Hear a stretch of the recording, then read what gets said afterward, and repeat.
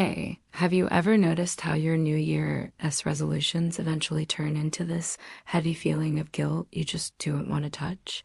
Hi, my lovely. I'm your cutie patootie coach. It's that time of year again. Did you just make another long list of goals, but there's a tiny voice in your head whispering, you're not going to achieve them anyway, right? Don't be sad. Your coach is here to give you a big hug today. The reason your plans haven't worked out or are running late is because you're lazy. It's your heart trying to tell you some really important secrets.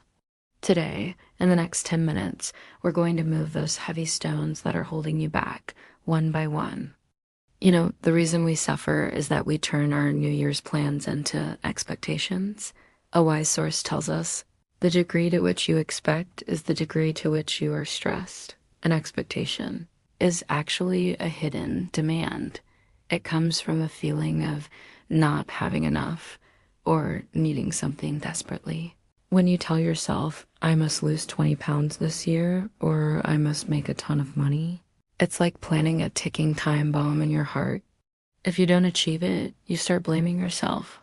This guilt actually blocks your wisdom and prevents you from learning the real lesson. I want to tell you, the less you expect, the more you can receive. We need to change our expectations into goals. A goal is an invitation to move forward, not a weapon to punish yourself with. My dear, if you feel that working on your plans is exhausting and boring, it might be because you're stuck in a role. We often do things because we should, not because we choose to. When you act out of roles, rules, and responsibilities, you won't allow yourself to receive good things.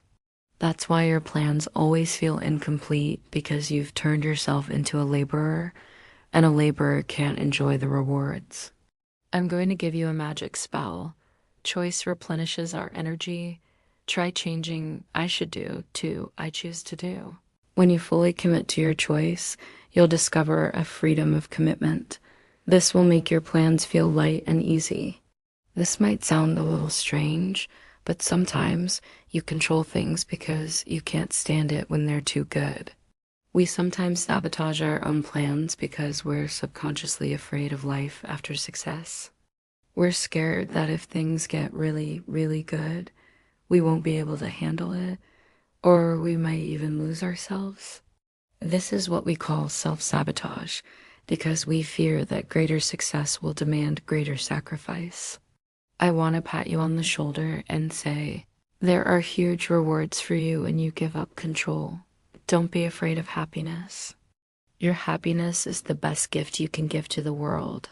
When you allow yourself to be happy, you no longer need problems to interfere with your ability to receive wonderful things. Now, follow your coach and do 3 simple exercises. First, practice forgiveness. Forgive the version of you from last year who didn't complete their plans. The beauty of forgiveness is that it changes your perception. Tell yourself, I forgive you so that I may be free. Second, make a 100% commitment. Commitment isn't slavery. It's the degree to which you give of yourself. No problem can withstand commitment.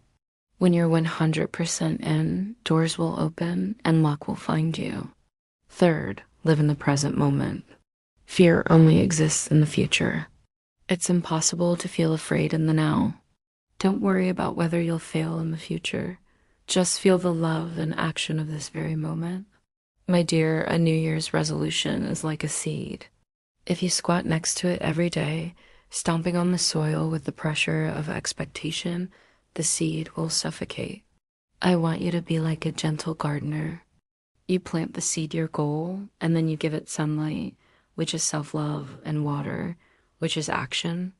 For the rest, please trust in the power of the earth. Trust heals everything. Even if the flower blooms a little later, it's only to meet you at the most perfect moment. All right, my little star. After all that we've talked about today, do you feel a little lighter in your heart? Now, I want to hear from you. On your New Year's list, which wish do you most want to say? I forgive you for being late, and I now choose to love you again. Let me know in the comments below. I'll give a big heart to every single one of your comments. Don't forget to subscribe to your cutie patootie coach. I'll see you next time. Bye bye.